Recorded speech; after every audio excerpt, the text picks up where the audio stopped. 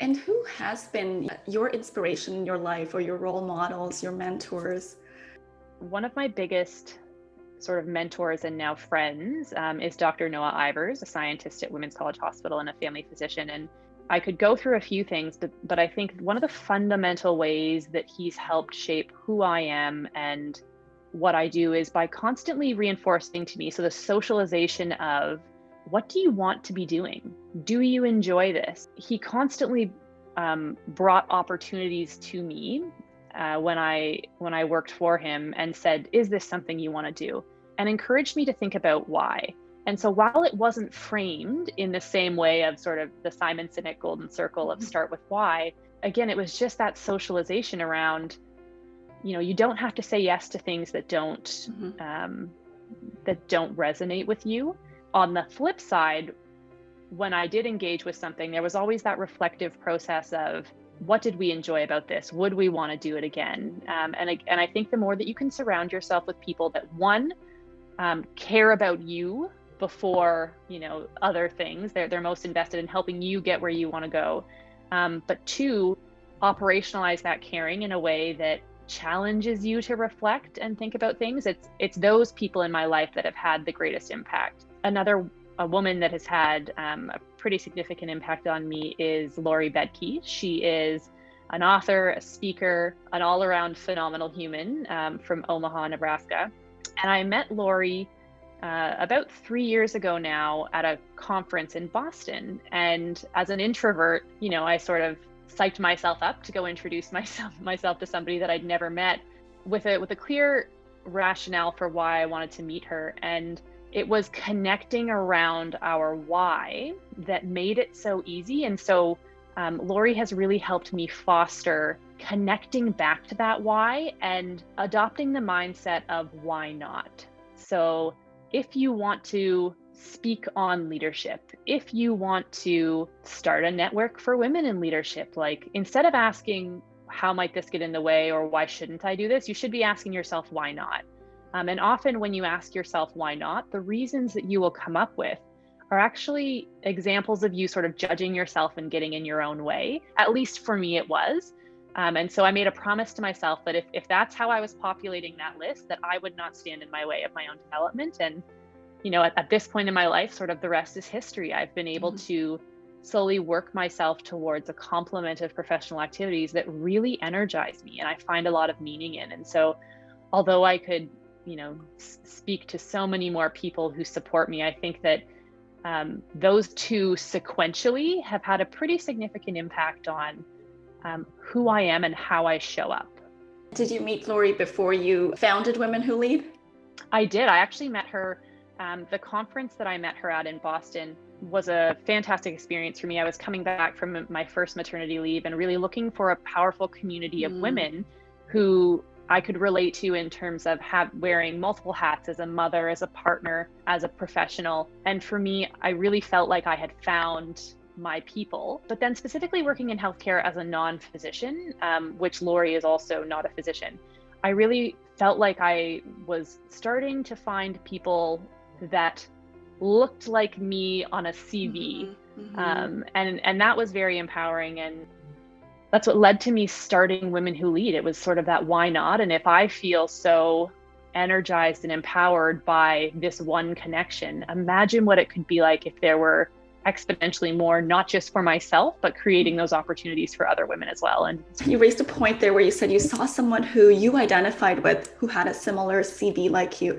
And I'm wondering, now diversity is a huge topic. It's an important discussion everywhere. So do you have any insights for leadership in healthcare? How can we improve the diversity in senior leadership positions, be more diverse and inclusive? What a great question. So I feel like we could have an entire conversation about this alone, but I'll highlight a couple of key things.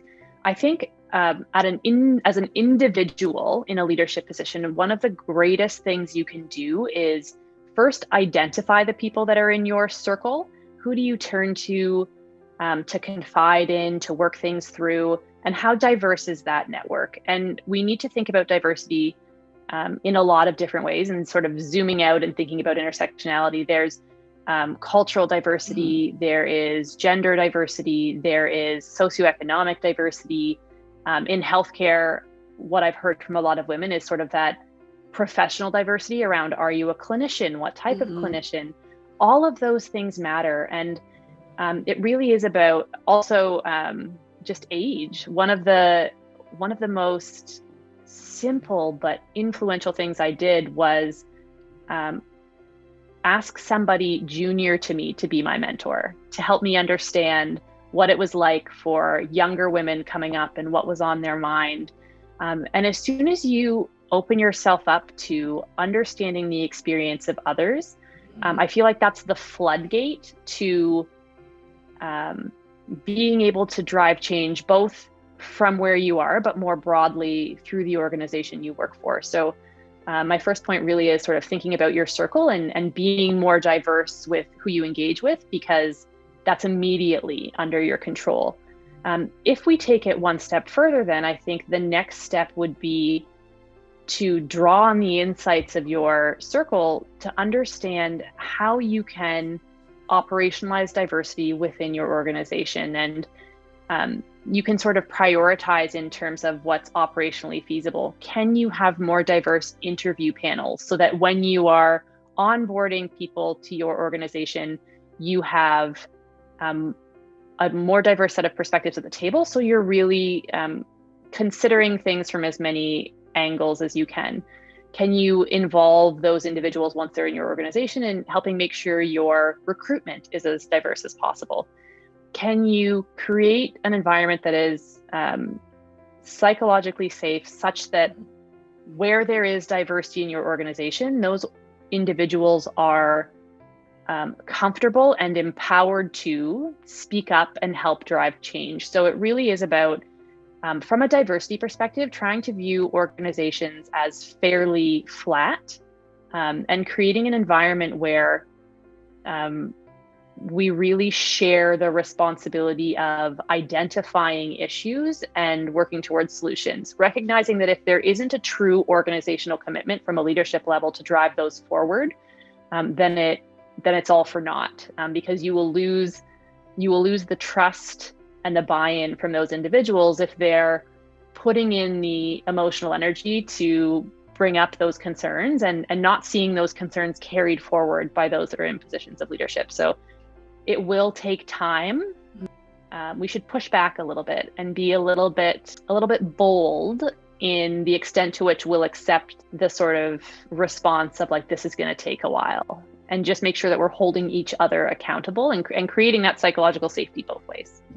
And one of the things we've learned, even if we explicitly focus on COVID for a moment, is that women leaders have emerged as some of the most effective leaders throughout the global pandemic. And one of the things that sort of underlies that from a scientific perspective is that women are often more empathetic in their leadership approach and are very broad in their inclusion of different perspectives and really try to crowdsource, for lack of a better term, solutions to problems. And while they will take responsibility for the decisions, they recognize the limitations of sort of their knowledge and perspective, and really do look to draw on experts in different scenarios. So I think that vulnerability and that empathic tendency is one that, as women, if that resonates with us, we should fully embrace and feel free to show up authentically in our leadership roles and not feel like we need to conform to what I will call the stereotypical leader in healthcare, which, not surprisingly to your audience, is predominantly a white male image of leadership. And challenging that notion as an individual leader can be daunting. And it's that opening up and acknowledging to those in our circle that this feels like uncharted territory. It feels like pushing the envelope when you're just happy to have a seat at the table. But it really is about using, if we're pursuing these positions of leadership without a view to creating more spots at the table for women, women in marginalized communities, and diversity more generally, then we really need to own that as part of why we're there. And so at least for me, it sort of feels like a personal mandate.